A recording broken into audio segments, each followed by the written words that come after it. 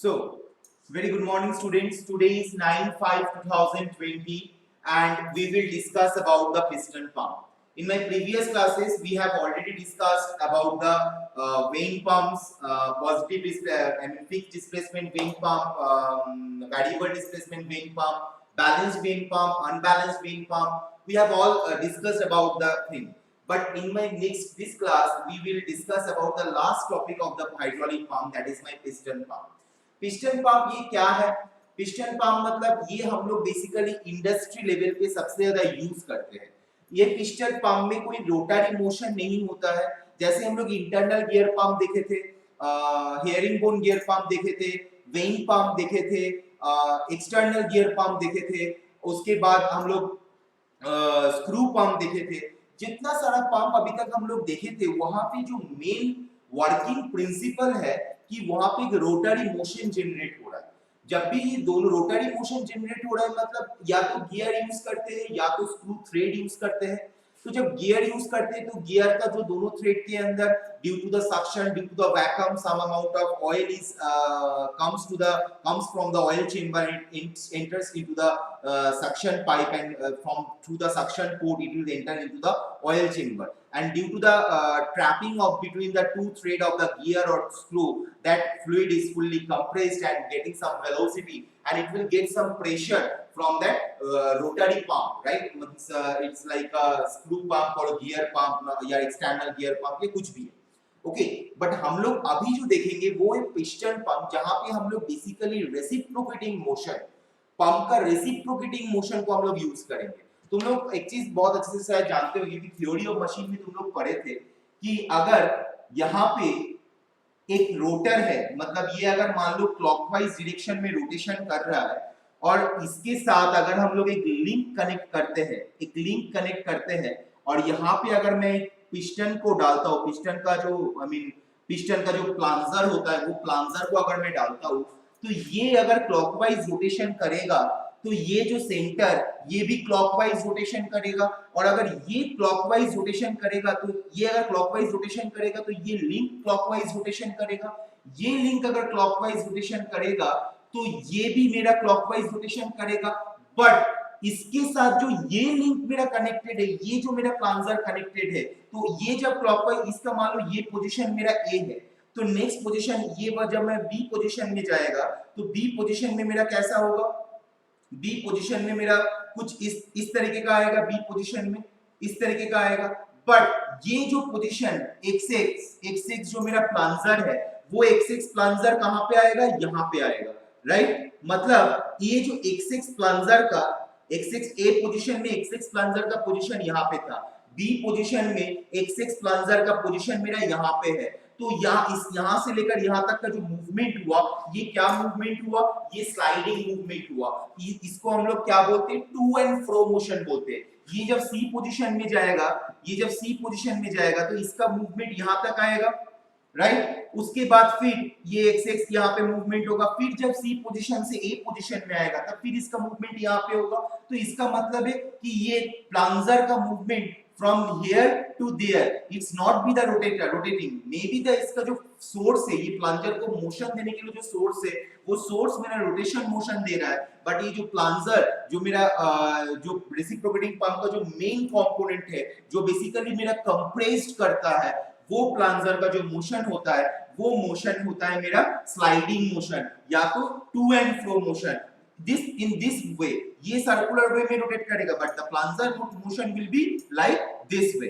Okay, तो ये हम लोग का ये जो working principle, sliding rotary motion से sliding motion means reciprocating motion gain करके उसके बाद फ्लूइड के अंदर पावर जनरेट करना, ये वर्किंग प्रिंसिपल मेरा इस्तेमाल होता है पिस्टन पंप में। ठीक है, तो ये पिस्टन पंप को हम लोग दो पार्ट में डिस्ट्रीब्यूट करते हैं। ये पिस्टन पंप को हम लोग दो पार्ट में डिस्ट्रीब्यूट करते हैं। फर्स्ट वन इज फिक्स्ड और कांस्टेंट डिस्प्लेसमेंट पंप। फिक्स्ड और कांस्टेंट डिस्प्लेसमेंट पंप। फिक्स्ड और कांस्टेंट डिस्प्लेसमेंट पंप। सेकेंड जो हम लोग डिस्ट्रीब्यूट करते हैं, आई मीन क्लासिफाई करते हैं, दैट इज एडजस्टेबल और variable displacement pump, variable displacement pump.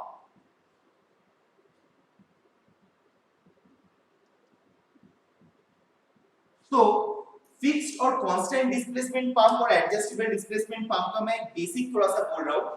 Fixed displacement pump में मेरा क्या होता है, मान लो मेरा पंप का चेंबर है, example, brief example, rough drawing दिखा रहा हूं। ये मेरा पंप का चेंबर है और मोटर का पोजीशन है ए, दैट इज फिक्स्ड। मोटर का जो रोटेशन होगा पोजीशन है ए।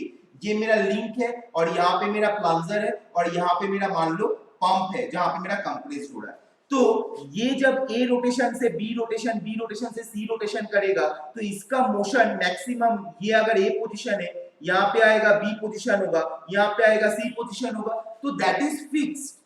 इसका जो डिस्प्लेसमेंट हो रहा है, प्लंजर को डिस्प्लेसमेंट हो रहा है, that is fixed displacement. But adjustable के लिए क्या होता है, एडजस्टेबल के लिए ये फिक्स डिस्प्लेसमेंट नहीं होता है।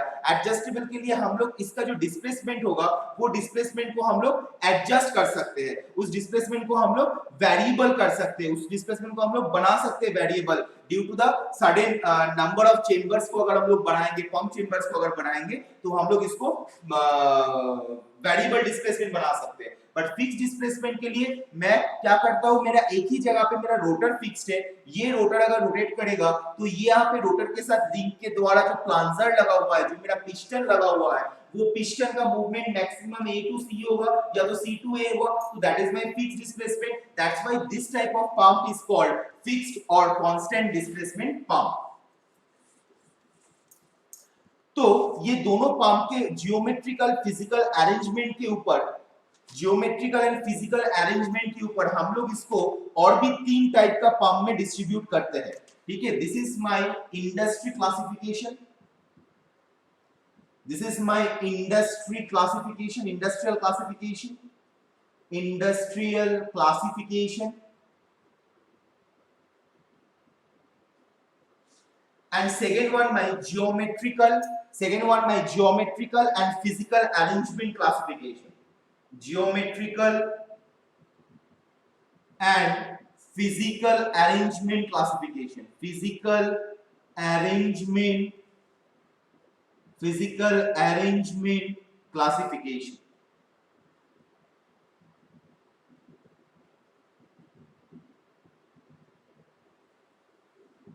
Geometrical and physical arrangement classification. तो ये geometrical and physical arrangement classification का जो तीन पार्ट है, first one is inline crankshaft driven pump, inline crankshaft, inline crankshaft driven pump. Second one is axial piston pump, axial piston pump. And third one is radial piston pump, radial piston pump. So first one is inline crankshaft driven pump, second one is axial piston pump and third one is radial piston pump.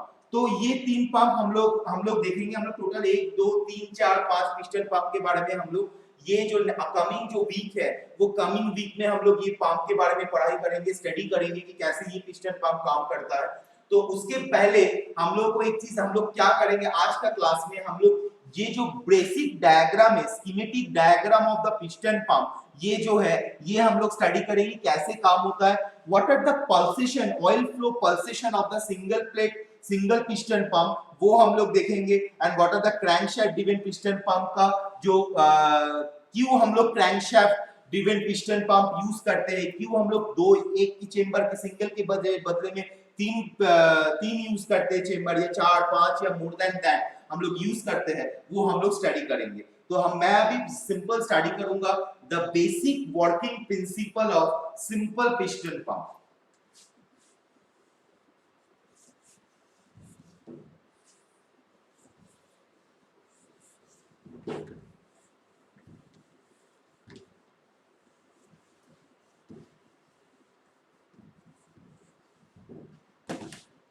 Basic working principle of basic working principle of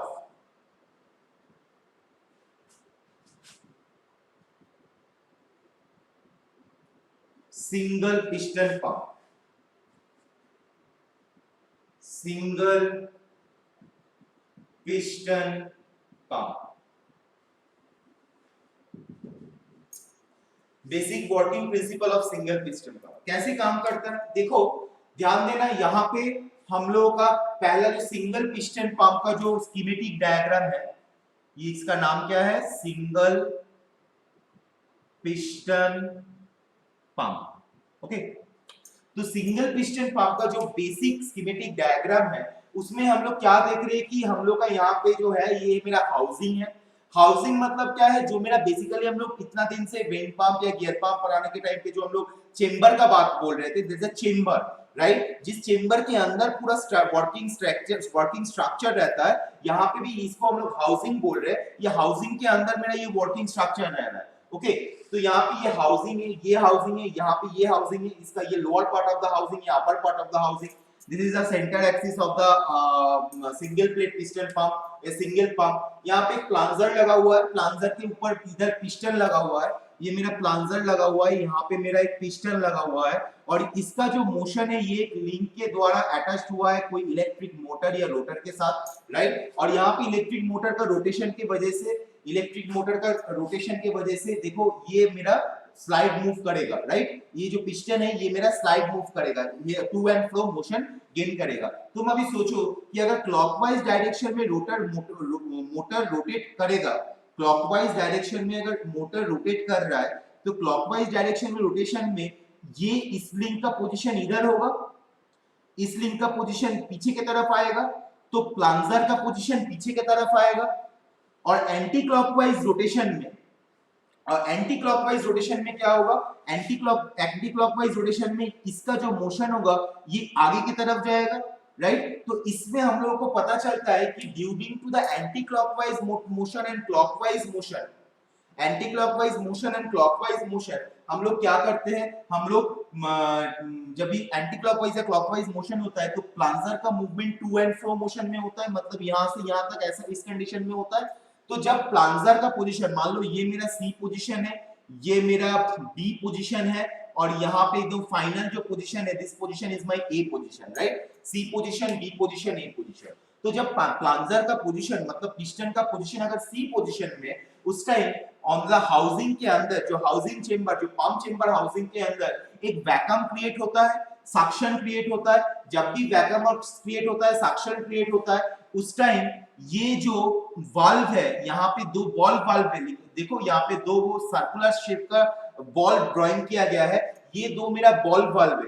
okay, तो जब भी मेरा ball valve suction यहाँ पे create होगा, oil chamber से fluid due to the high pressure it will go to the low pressure to fill up the vacuum. तो ये बॉल वाल्व को क्रॉस करके ये इस चेंबर के अंदर, ये हाउसिंग चेंबर के अंदर प्रवेश करेगा। ओके, तो जब भी हाउसिंग चेंबर के अंदर प्रवेश करेगा, हम लोग को एक चीज ध्यान देना है, this is first of all, this ball valve is one way ball valve, ball valve is one way ball valve, ball valve is one way ball valve, one way ball valve, this ball valve is one way ball valve. कैसे ball valve में कैसे काम होता है वो भी मैं थोड़ा सा जूम करके दिखा रहा हूं, देखो मान लो ये मेरा इनलेट पोजीशन है, सॉरी ये मेरा आउटलेट है, और यहाँ पे ये मेरा इनलेट है। ओके, ये मेरा आउटलेट है, यहाँ पे मेरा इनलेट है। तो पहले कंडीशन में जो बॉल वाल्व होगा, ये बॉल वाल्व यहाँ पे रहेगा, राइट, मतलब ये जो ये जो क्यूब टाइप का जो शेप बनाया हुआ है पिस्टन पंप में, क्यूब टाइप का शेप का एकदम नीचे पोर्शन में बॉल वाल्व रहेगा। उस टाइम जो आउटलेट में जो बॉल वाल्व है, वो बॉल वाल्व का पोजीशन भी नीचे की तरफ होगा। Got it. अब जब भी मेरा सक्शन क्रिएट होगा, ऑयल क्या करेगा, ऑयल इनलेट से प्रवेश करने का कोशिश करेगा, ऑयल इनलेट से प्रवेश करने का कोशिश करेगा। जब भी ऑयल इनलेट से प्रवेश करने का कोशिश करेगा, ये बॉल वाल्व के ऊपर एक फ्लूइड का प्रेशर आएगा, एक धक्का आएगा, एक थ्रस्ट आएगा, जिसके वजह से इस बॉल वाल्व का मूवमेंट ऊपर की तरफ जाएगा, और ये बॉल वाल्व धीरे धीरे ऊपर की तरफ जाके एक सडन स्ट्रक्चर में जाके वो फिक्स्ड हो जाएगा। देखो यहाँ पे जो क्यूब स्ट्रक्चर में जाके वो फिक्स्ड हो जाएगा, और इससे ऊपर और नहीं जा पाएगा, राइट। इससे ऊपर और नहीं जा पाएगा। इसका मतलब क्या है, पहला बॉल वाल्व का पोजीशन नीचे है, यहाँ पे रहेगा, यहाँ पे रहेगा, यहाँ पे देखो बॉल वाल्व का यहाँ पे अभी जो दिखाया गया उससे नीचे बॉल वाल्व रहेगा। जब भी इनलेट से फ्लूइड फ्लो करने की कोशिश करेगा तब एक थ्रस्ट जनरेट होगा, एक फोर्स जनरेट होगा, जिसकी वजह से ये जो मेरा बॉल वाल्व है यहाँ पे, ये बॉल वाल्व का पोजीशन कहाँ पे जाएगा, बॉल वाल्व का पोजीशन ऊपर की तरफ जाएगा और एक सडन स्ट्रक्चर में जाके ये ब्लॉक हो जाएगा। इसका मतलब यहाँ से लेकर यहाँ तक ये जो दोनों ये जो डिस्टेंस है, इस डिस्टेंस पॉइंट से लेकर इस पॉइंट तक जाते जाते जितना फ्लूइड मेरा पंप के अंदर घुसेगा उतना ही fluid due to the sliding motion of the piston that fluid is getting compressed होगा, वेलोसिटी जनरेट होगा, क्योंकि एरिया जितना कम होता जाएगा प्रेशर तो बढ़े, साथ में उसका एरिया कम होने से उसका वेलोसिटी बढ़ जाएगा। वेलोसिटी जब बढ़ेगा तब वो क्या करने की कोशिश करेगा, वो क्या करने की कोशिश करेगा, वो ऊपर की तरफ की डिस्चार्ज वाला जो बॉल वाल्व है उसको पुश करने की कोशिश करेगा, उसको पुश करेगा और पूरा जितना आउटलेट से बॉल वाल्व से वो फ्लूइड निकल जाने की कोशिश करेगा। और ये बॉल वाल्व वो जो थ्रस्ट पैदा हो रहा है आउटलेट पोजीशन में, क्योंकि पिस्टन जब इस तरीके से आगे की तरफ बढ़ेगा तो यहाँ पे जितना लिक्विड है, यहाँ पे जितना लिक्विड स्टोर हो गया है वो क्या होगा, कंप्रेस होने की कोशिश करेगा, वेलोसिटी गेन करेगा, पावर जनरेट होगा उसके अंदर और वो फ्लूइड क्या करेगा, ऊपर की तरफ प्रेशर क्रिएट करेगा क्योंकि वो आउटलेट वाल्व से निकल जाने की कोशिश करेगा। इस टाइम पे वो डिस्चार्ज पोर्ट में जो बॉल वाल्व है उसके ऊपर फोर्स क्रिएट करेगा, तो डिस्चार्ज वाला बॉल वाल्व भी वही नीचे से लेकर ऊपर तक जाएगा और एक सडन जगह पे जाके ब्लॉक हो जाएगा। तो ये जो यहाँ से लेकर यहाँ तक डिस्टेंस बना, यहाँ से लेकर यहाँ तक बॉल वाल्व जाते जाते जितना डिस्चार्ज हुआ फिर ये ब्लॉक हो गया, मतलब इसके बाद और डिस्चार्ज नहीं होगा, मतलब जितना फ्लूइड, और ये जो मेरे डिजाइन स्ट्रक्चर के ऊपर बनाया जाता है ताकि यहाँ से लेकर इतना तक जितना डिस्टेंस होगा, यहाँ से लेकर इतना तक उतना ही डिस्टेंस होना चाहिए, क्योंकि जितना फ्लूइड मेरा एंट्री करेगा उतना ही फ्लूइड को मुझे डिस्चार्ज करना है, क्योंकि बार बार अगर जितना इनलेट फ्लूइड मेरा इनलेट के द्वारा एंटर किया उतना फ्लूइड अगर आउटलेट के द्वारा डिस्चार्ज नहीं होगा तो certain amount of fluid continuous basis में यहाँ पे स्टोर होता जाएगा, जिसकी वजह से पंप को अपना वर्क करने के टाइम पे फ्रिक्शन बहुत ज्यादा जनरेट हो सकता है, रेजिस्टेंस ज्यादा जनरेट हो सकता है, प्रेशर एक्सेसिवली इंक्रीज हो सकता है और उसकी वजह से जो हाउसिंग चेंबर है, ये जो हाउसिंग चेंबर है, इस हाउसिंग चेंबर के ऊपर प्रेशर बहुत ज्यादा बढ़ सकता है, जिसकी वजह से हाउसिंग चेंबर टूट भी सकता है। इसीलिए ये जो डिस्टेंस है बॉल वाल्व का इनिशियल पोजीशन, इनलेट का बॉल वाल्व का इनिशियल पोजीशन से फाइनल पोजीशन का जितना डिस्टेंस होगा, आउटलेट बॉल वाल्व का भी इनिशियल पोजीशन से आउटलेट पोजीशन का उतना ही डिस्टेंस होगा, क्योंकि ये जब भी ऑयल एंट्री करना शुरू करेगा तो ऑयल एंट्री करना शुरू करना मतलब पंप फिर इधर से जाना शुरू करना, राइट, क्योंकि पंप मान लो पंप पहले ए पोजीशन में था, पंप जब ए पोजीशन से बी पोजीशन में आया तब ये ध्यान से सुनना, मान लो प्लांजर का पोजीशन, ये मेरा प्लांजर है, प्लांजर का पोजीशन पहले ए पोजीशन है, ए पोजीशन मतलब ये वाला पोजीशन, ठीक है, उसके बाद प्लांजर का पोजीशन मेरा बी पोजीशन में आएगा, दिस इज बी पोजीशन बीच का, उसके बाद प्लांजर का पोजीशन मेरा सी पोजीशन में आएगा, राइट, तो सी पोजीशन मतलब ये, तो ए पोजीशन से सी पोजीशन इस डायरेक्शन में जाएगा, तो जब ए पोजीशन से बी पोजीशन में आएगा तब ये बॉल पर बीच वाला डिस्टेंस तक कवर कर पाएगा, उतने में जितना लिक्विड है घुसेगा यहाँ पे स्टोरेज होता जाएगा, फिर बी से जब सी पोजीशन में आएगा तब ये बॉल पूरा डिस्टेंस कवर कर लेगा, उसमें पूरा ये जो वैकेंट पोजीशन है हाउसिंग चेंबर का ये पूरा भर्ती हो जाएगा, उसके बाद फिर पिस्टन सी पोजीशन से ए पोजीशन की तरफ जब जाएगा तब सी पोजीशन से बी पोजीशन में जब जाएगा तब बॉल का पोजीशन यहाँ तक आएगा, फिर बी पोजीशन से जब ए पोजीशन में जाएगा तब बॉल वाल्व का पोजीशन फिर बी पोजीशन से इतना तक कवर करेगा।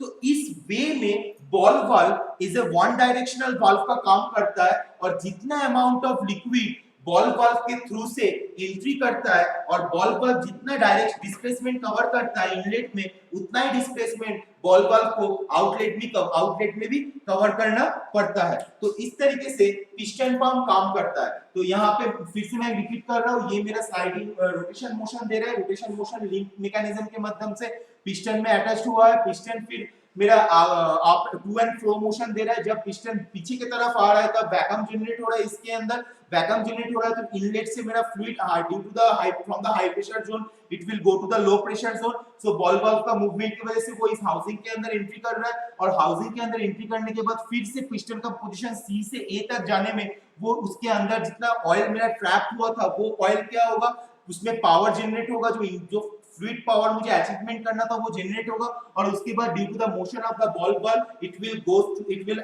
Discharge to the outlet. This is the basic working principle of the single piston pump.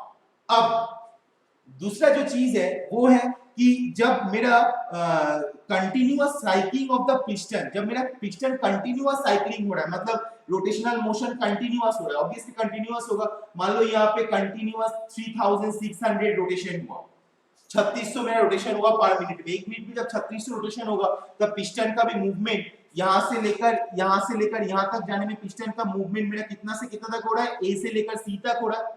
ये मेरा ए पॉइंट है, राइट, और ये मेरा मान लो जब ये फिर से रोटेट करके आएगा तब मेरा सी पॉइंट होगा. तो पिस्टन का फुल एक बार रोटेशन में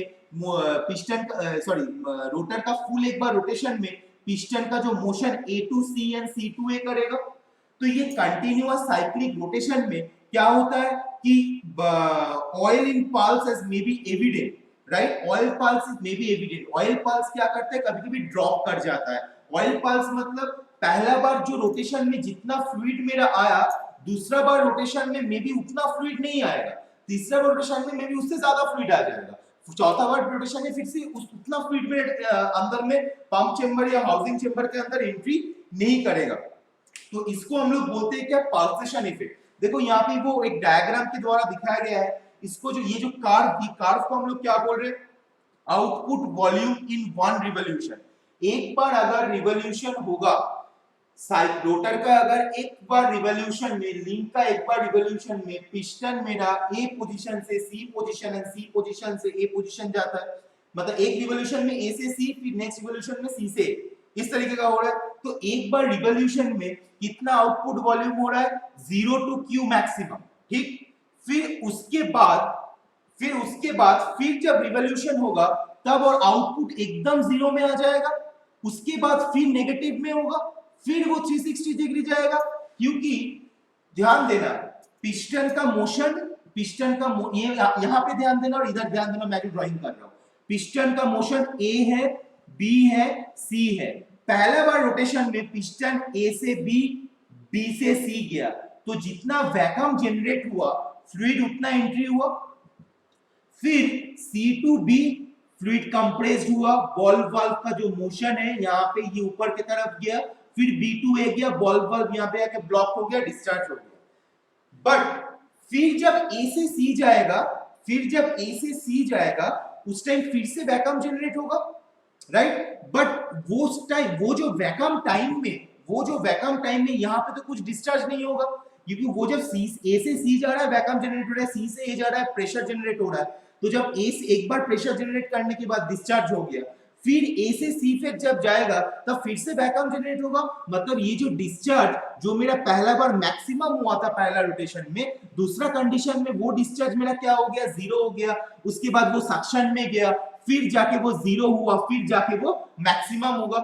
जो ये जो पल्स रेट, ऑयल डिस्चार्ज का जो पल्स रेट, कभी मैक्सिमम, कभी 0, कभी मिनिमम, फिर 0, फिर मैक्सिमम, फिर 0, फिर मिनिमम, मतलब -5 0 +5 +0 -5 0 +5 0 -5 0 +5.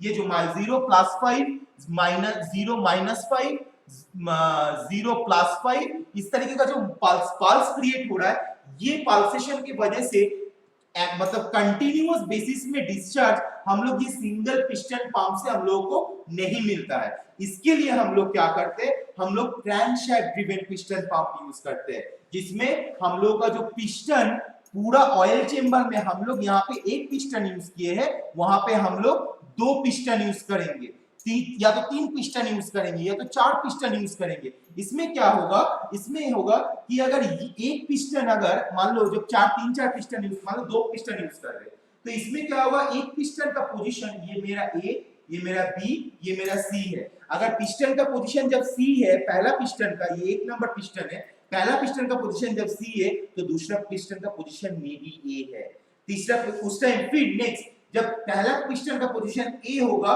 उस टाइम दूसरा पिस्टन का पोजीशन C होगा. तो इसमें क्या होगा, ये जो 0 to 5 अगर 1 नंबर पिस्टन के लिए हो रहा है, उसके बाद 5 से फिर 0 जाएगा, राइट. लेकिन उसके बाद वो नेगेटिव में नहीं जाएगा, वो फिर से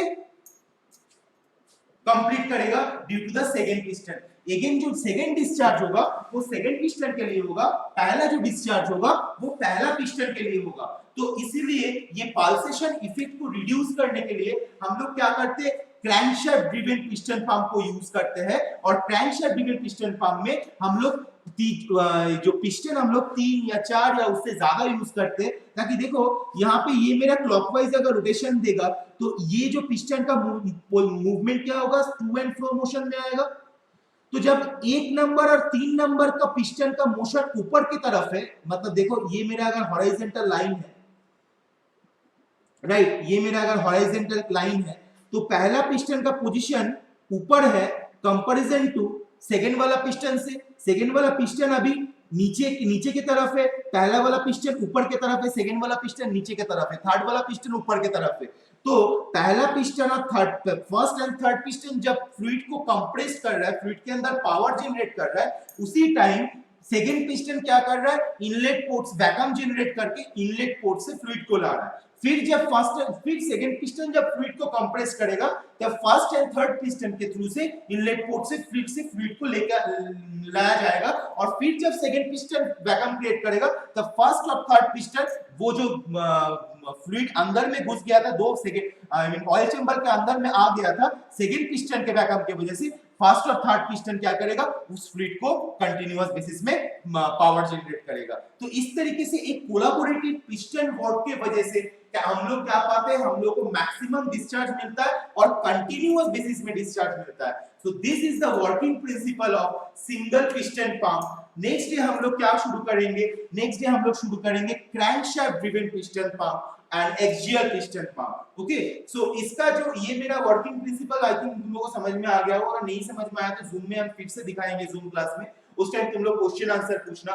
पल्सेशन बारे में भी समझ लेना कि पल्सेशन क्या है। पल्सेशन मतलब अगर एक पिस्टन यूज करेंगे तो फिर उसका वैक्यूम जनरेट करने के लिए उसका जो डिस्चार्ज एकदम नेगेटिव में चल जाता है, तो वो नेगेटिव इफेक्ट को घटाने के लिए हम लोग इस नेगेटिव इफेक्ट को हम लोग पल्सेशन बोलते हैं कि continuous pulse up pulse drop, pulse up, देखो pulse up pulse drop, pulse up pulse drop, pulse up pulse drop. ये जो अप ड्रॉप हो रहा है, इस चीज की वजह से जो max continuous and maximum discharge हम लोग को नहीं मिलता है।